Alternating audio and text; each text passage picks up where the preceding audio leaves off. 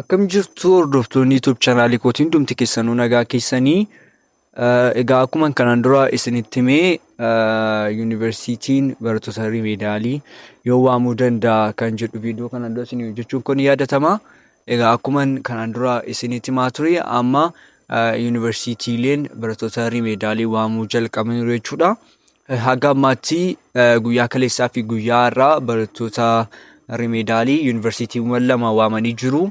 Yuunivarsiitii Salaalee fi Yuunivarsiitii Booranaadha jechuudha. Yuunivarsiitiin Salaalee barattoota isaa sadaasa 2 fi 3 kan waame yoo ta'u, Yuunivarsiitiin Booranaa immoo sadaasa 3 fi 4 jechuudha. Ji'a sadaffaa isa kana torban jalqabaa keessadha jechuudha.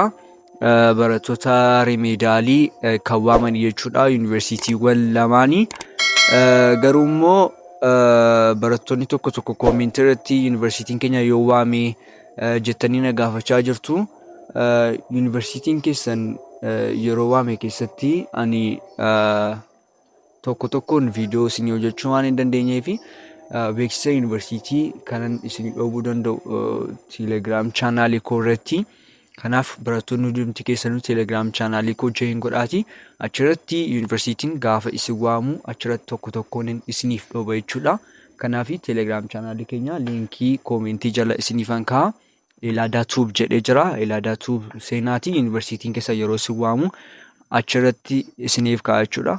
Achirratti hundaa'aati odeeffannoo jiru guutummaa isaa achirraa fudhadhaa jechuudha.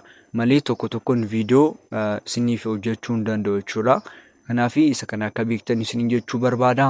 Warri kaanis bal'inaan ji'a kana keessa waamuu danda'u. Keessattuu ji'a sadaffaa keessa jechuudha. Carraan waamuu isaanii bal'aa ta'a jechuudha.